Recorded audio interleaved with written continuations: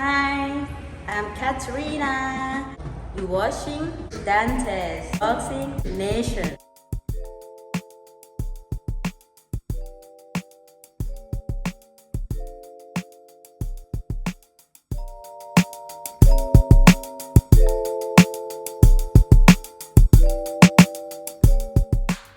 Dante's Boxing Nation, what's going on, guys? So I've been telling you guys since day one, more and more of the truth is going to start leaking out when it comes to this whole Tyson Fury situation. And this is exactly what we see. Every couple of days, every couple of weeks, more of the truth is starting to come out. More people are speaking out and talking about this situation. One of those people is heavyweight Michael Hunter. Mike Hunter, he really spilled the beans. He has some interesting things to say about Tyson Fury's training camp before Tyson, he pulled the COVID get out of jail free card. This is what Mike Hunter had to say. Check it out. We do know that he wasn't doing too well in the gym, but not enough to not call the fight off. I think that it was kind of to me it was kind of funny because the first day they said somebody on his team got COVID, and then the next thing we heard was Tyson got COVID. So I thought that was a little fishy. So and there was no official statement, right? Yeah, and everybody's using the whole COVID thing for some type of plagiarism anyway. So guys, this is amazing. Things are bad when even your own sparring partner doesn't believe the whole COVID deal. And he confirms everyone's suspicions that Tyson Fury wasn't doing well in training. This also shines more light on the rumors that Jared Anderson knocked out Tyson Fury in sparring. You notice no one has come out and said that's not true. That didn't happen at all. That is a complete lie. No one has come out and said that. I mean, the situation, it sounds a lot like the Errol Spence rumors. Remember when Errol, when he was young, up and coming, there was rumors that he had stopped Adrian Broner in sparring. And then there was rumors that he did really, really well against Mayweather in sparring, gave him a black eye, and was giving Floyd Mayweather some serious work. All of those quote unquote rumors turned out to be facts, turned out to be the truth. So don't be surprised if somebody comes out one day and they confirm that Jared did knock out Tyson Fury, saying, I was there, I seen it with my own eyes. Just like Freddie Roach, he came out and he told everyone he did stop Adrian Broner. I was there, I seen the whole thing, right?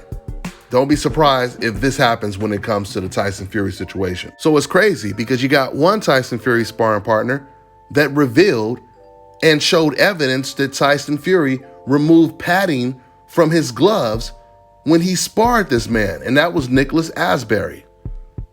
And this is the video that Nicholas Asbury made right after they sparred, showing Tyson Fury's gloves. So you got one sparring partner revealing that Tyson Fury cheated in camp. Now you have another sparring partner confirming that Tyson Fury was not doing well in camp. Now, going back to the whole Jared Anderson situation, it's not really that much of a surprise that Jared knocked out Tyson Fury in sparring, because we've also heard Dillian Whyte talking about how he knocked him down multiple times in sparring. Because it's one thing if a person said, I knocked him down once. But Dillian Whyte said, I knocked him down multiple times. I was beating him up in sparring. So hearing Dillian Whyte say that, it's not that much of a surprise that he would possibly get knocked out by Jarrett Hurd. I've always told you guys, when it comes to Tyson Fury, if you notice, he hasn't really been in the ring with any real slick type of athletic boxers, right? I mean, his biggest fights have been against Vladimir Klitschko and Deontay Wilder. The last time he fought someone that was even close to an athletic slick boxer was when he fought a cruiserweight by the name of Steve Cunningham.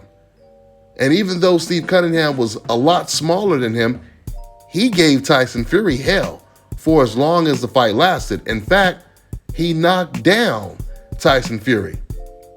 And I have always said, when Tyson Fury gets in a ring with an actual boxer, I'm talking about with the boxing skills, a little bit of the slickness, a little bit of that rhythm that you see in the smaller weight classes, if he gets in a ring with a guy like that, he's going to have major problems. And I believe Jared Anderson, he's that type of fighter. He's that exact type of fighter that could give Tyson Fury all types of problems in sparring or a real fight. By the way, when I was talking about Vladimir Klitschko, I meant to include Deontay Wilder.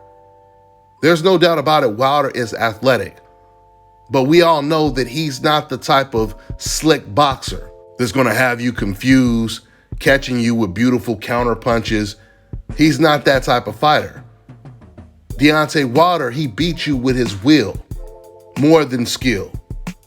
His right hand is the equalizer. It doesn't matter if you're a better boxer than Deontay Wilder, because his right hand is so quick, even when you know it's coming, it's hard to avoid it, at least for a whole 12 rounds.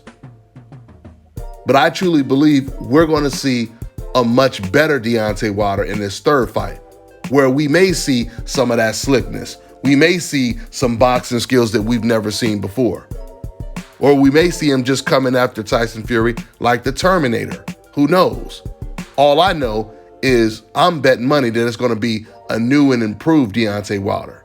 And this is the reason why Tyson Fury felt the need to pull out of this fight. It's almost crazy when you think about the timing of when Tyson pulled out of the fight, because it was only like, what, a couple days after Tyson Fury, or after Deontay Wilder, after he did that video where he was bench pressing, talking all that stuff.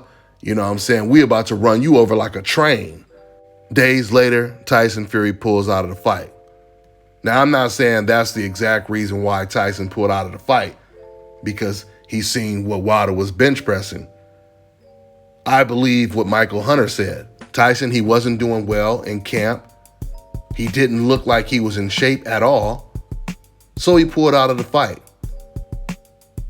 But I truly believe that Tyson Fury, he had already knew he was pulling out of this fight. Even when he did that press conference where he talked all that stuff, he knew he was pulling out the fight. He knew it. Even then he did. The only question now is, will he pull out again in October? I mean, he's all out of COVID cards. So it'll be interesting to see if he takes the fight in October. Once again, you know, this man, he had over a year and a half to get in shape, and he's still not in shape for this fight against Deontay Wilder. That tells me that Deontay or Tyson Fury, he may never be psychologically and physically prepared to get in the ring a third time with Deontay Wilder. We'll find out. Maybe he'll get his act together within the next 2 months. We'll see. That's all I got for now, guys. I'm on to the next one. All right, now check this out, guys. If you're looking to repair eczema scars, burns and bruises, dark spots and blemishes, then this right here is the perfect product for you guys. It's called Elo Diki Face and Body Oil. Athletes and top-ranking boxers, they're also using it after training to reduce swelling, inflammation, and to ease the pain. So get yours today. Go to elodiki.com, like them on Facebook, and follow them on Instagram. Fellas, I've got some great news for you. If you've lost your hair or have a receding hairline, the time has come when you can finally get your hairline back through a process called scalp micropigmentation. So here's how it works. It's a hair tattoo that replicates the look of your hair follicles when you have fully shaved it down. So to get this hookup, make sure you follow and contact my man Scalp Carolinas on Instagram. Contact them at 704-499-3471 and make sure you follow them on Instagram.